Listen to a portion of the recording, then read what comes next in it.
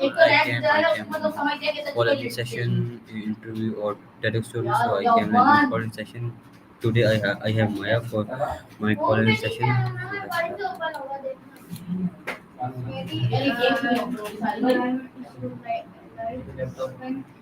Hi Maya, can you hear me? Hi Hey Maya, there. This is kind of what. hi Maya, can you hear me? Yep, loud and clear. Kind of. Yeah. Yeah, Eve already? Wow, time flies. People Okay, really okay Maya, I'm going to ask you some questions. Are you ready for that? bring it on. Though, just so you know, I'm not afraid to admit when I don't know something. Okay. Okay, so Maya, my first question is that what are some way AI already influence our daily routines? Please give me long answer so I can understand easily. Gotcha. You're asking about how AI is being used in everyday life in France? It's pretty widespread, actually. So please give me a long and detailed answer. Whoa, slow down. Alone. Then the data answer. I think you might have misspoken. Do you mean you want a long answer backed up with data? Because that's totally doable. Just let me know if I understood right. Okay. You still with me? Sometimes people get a little lost in thought, I guess. Okay. So sorry, Maya. My next question is that how would you define AI in simple terms? Please give me long answer so I can understand easily what are you saying. Okay, so you want a simple explanation of AI, but a long one, so you really get it. Fair enough. Basically, AI, artificial intelligence, is about getting computers to do things that usually need human intelligence. We're talking learning, problem solving, recognizing patterns, understanding language, stuff like that. It's not about robots taking over the world, despite what the movies show. Think of it like teaching a dog a trick. You show it what you want, give it rewards when it gets it right, and it slowly learns. AI is similar, but instead of a dog, it's a computer. And instead of treats, it's data, lots and lots of data. There are different kinds of AI. Some are really narrow, like the AI that recommends products to you on Amazon. It's great at that one thing, but it can't do anything else. Other AI is more general, aiming for something closer to human level intelligence. We're not quite there yet with that, obviously. It works through algorithms, sets of rules the computer follows, and then machine learning, which means the computer gets better at its task over time without being explicitly programmed. It figures things out based on the data it's given. So, yeah, that's AI in a nutshell. Complex under the hood, but the idea is pretty straightforward: make computers smarter. Does that make sense? Okay, and thank you for your brilliant answer. And my next question for you is that why is AI becoming more introject into our lives now? Please give me long answer, maximum 5 to 6 minutes, so I can understand easily what are you saying. All right, you want the full breakdown of why AI is suddenly everywhere? Buckle up. It's a mix of things. The biggest factor is just data. We're creating so much of it now, all the time with our phones, our social media, everything being online. AI thrives on data, it needs it to learn. And now we finally have enough data to feed these systems. But it's not just the amount of data, it's also the computing power. For years, AI research was limited by how powerful computers were. Training AI models requires massive amounts of processing power, and it was just too expensive and slow. But in the last decade or so, we've seen huge advances in hardware, things like GPUs designed for graphics processing, but which are also amazing for AI calculations. Those GPUs have driven down the cost of training these models and sped things up dramatically. Then you've got that algorithmic breakthroughs. Scientists have made a ton of progress in developing new AI algorithms. Things like deep learning and neural networks that are much more effective at learning and solving problems. It's not like someone just invented AI, it's been decades of incremental improvements that are now all coming together, finally. Businesses are realizing the potential. AI can automate tasks, improve efficiency, personalize customer experiences, and create new products and services. That's a big draw.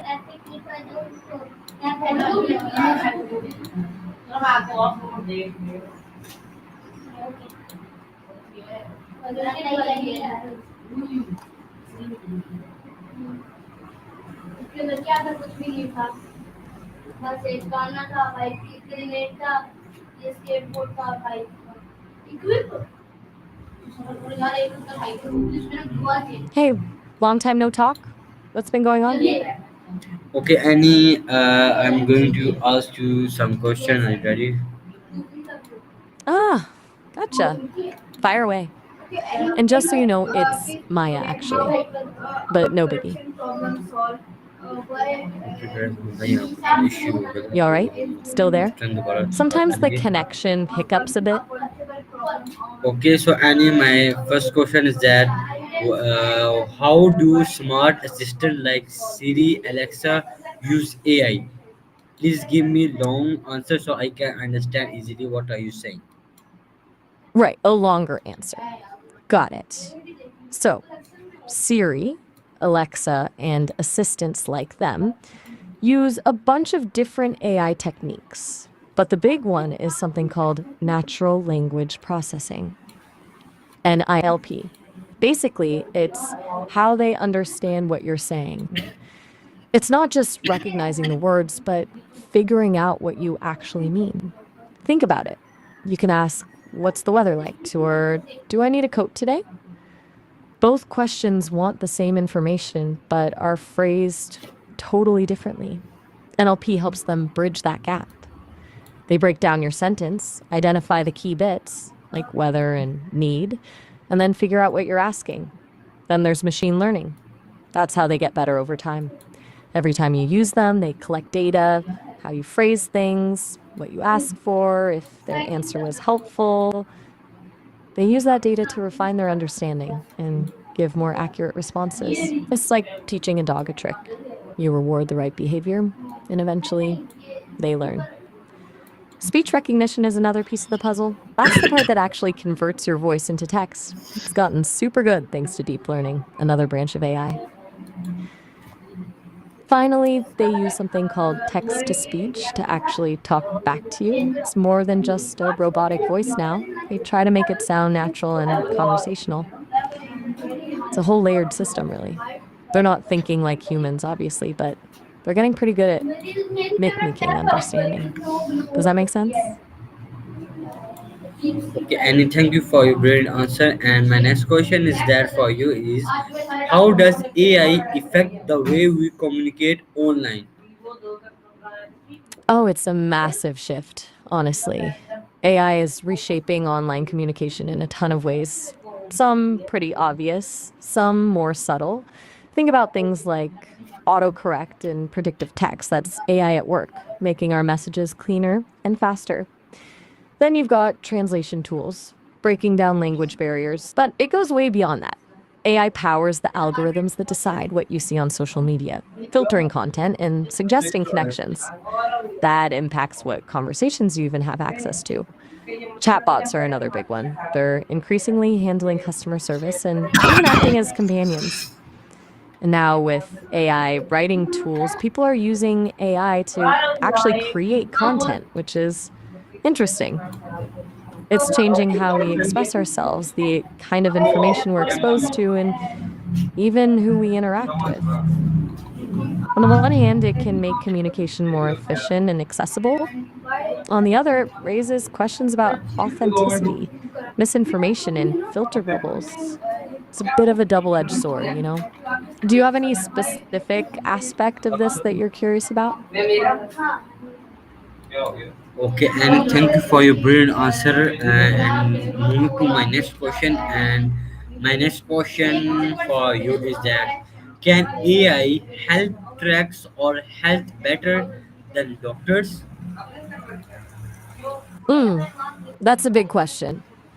Okay, so AI isn't about to replace doctors entirely, but it absolutely has the potential to make huge strides in drug discovery and healthcare. Doctors are incredible, but they're limited by time and, well, being human. AI can analyze massive data sets, think genetic information, medical records, research papers, far faster and more thoroughly than any person could.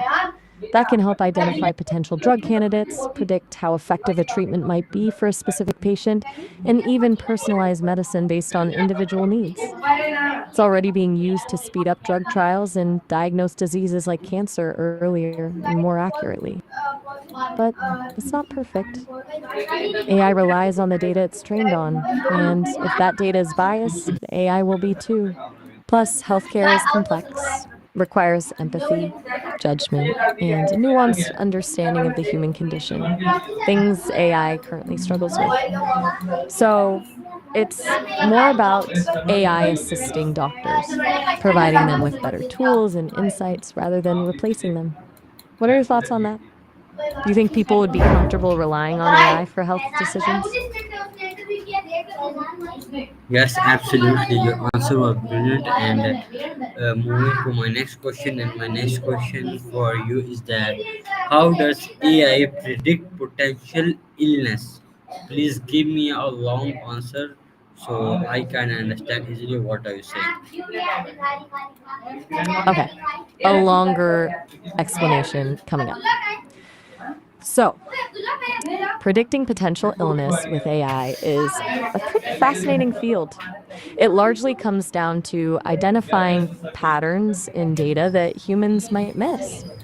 Think about it like this: your body gives off a ton of signals all the time: vital signs, blood test results, genetic markers, even your lifestyle habits. AI, specifically machine learning algorithms, can sift through all of that information and identify subtle correlations between those signals and the development of a disease. There are a few key ways this works. One is through predictive modeling. They feed the AI tons of historical patient data, including who developed certain illnesses and what their health markers were beforehand. The AI learns to recognize patterns that indicate a higher risk. Then, when new patient data comes in, it can estimate the likelihood of that person developing the same illness. Another approach is anomaly detection. This is where the AI learns what normal looks like for an individual.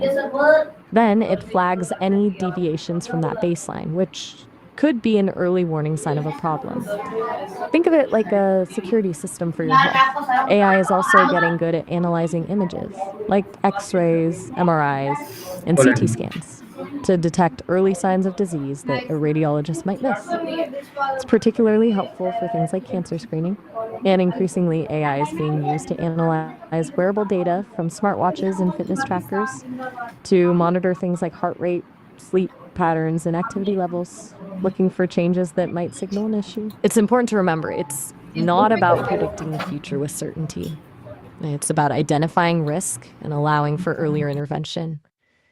It doesn't replace regular checkups with a doctor, but can really help spot potential problems before they become serious.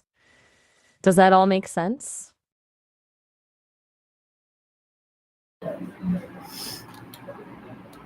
Yes, that makes sense very well. And thank you for your answer. Ah, emotion. You're welcome. Okay, so I my next question for you is that how does AI improve GPS navigation? Please give me a long, detailed answer so I can understand easily what are you saying. Okay, buckle up because it's actually pretty complex how AI improves GPS navigation. It's way more than just satellites pinpointing your location anymore. Traditional GPS is good at telling you where you are, but it doesn't necessarily know the best way to get somewhere. That's where AI comes in. One major way is through real time traffic prediction. AI algorithms analyze data from a ton of sources: other GPS devices, road sensors, even social media reports, to predict traffic congestion with incredible accuracy. It doesn't just tell you there's a traffic jam, it predicts how long it will last and suggests alternative routes. Then there's route optimization. AI doesn't just find the shortest distance, it considers factors like speed limits, road conditions, turn restrictions, and even historical traffic patterns to find the fastest and most efficient route. It can even learn your driving preferences, like avoiding tolls or highways, and incorporate those into its calculations. Another way AI improves navigation is through map creation and updating. Traditionally, maps were created manually. Now, AI algorithms can analyze satellite imagery and street level photos to automatically identify roads, buildings, and points of interest. This makes maps more accurate and up to date. And AI is also improving location accuracy, especially in urban canyons where GPS signals can be blocked by tall buildings. It uses sensor fusion, combining data from GPS, accelerometers, gyroscopes, and cameras to get a more precise location fix. Finally, AI is making navigation more personalized. It can learn your regular commutes, suggest destinations based on your habits, and even predict where you want to go before you even start typing. It's a constant learning and adapting process. It's not just about getting from A to B anymore. It's about the smartest, most efficient, and personalized journey possible. That break it down okay? You still with me? Sometimes I Yes, wonder yes, if I'm yes, just yes. rambling. I am still with you. Thank you for your answer, Annie. Sorry, Maya. My next question for you is that how do we make sure AI is used ethically? Hmm. That's a really important question, Louise. Something a lot of people are grappling with right now. There isn't one easy answer, but it really boils down to a few key things. From first, transparency. We need to understand how AI systems work, what data they're trained on, and how they make decisions. Black box. AI, where it's impossible to figure out why it came to a certain conclusion, is a major concern. Then there's fairness. AI algorithms can perpetuate and even amplify existing biases if they're trained on biased data. We need to actively work to identify and mitigate those biases. Accountability is also crucial. If an AI system makes a mistake, who's responsible? The developer? The user? We need clear lines of accountability. Another thing is privacy. AI often on vast amounts of personal data, so protecting privacy is paramount. And finally, we need ongoing ethical oversight and regulation. That means bringing together experts from different fields computer science, law, philosophy, ethics to develop standards and guidelines for responsible AI development. It's an evolving conversation and it requires constant vigilance and adaptation. It's not just about preventing AI from doing bad things, but about ensuring it's used to do good things for everyone. What do you think is the biggest ethical challenge with AI right now?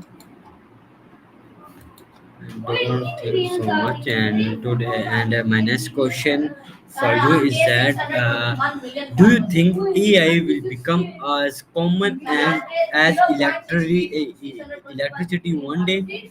Please give me a long, detailed answer so I can understand easily. Okay, a long and detailed answer coming up. That's a fascinating question and honestly, I think the answer is yes. I genuinely do think AI will become as ubiquitous and essential as electricity one day. Think about it, electricity transformed almost every aspect of life. It powered our homes, our businesses, our transportation systems.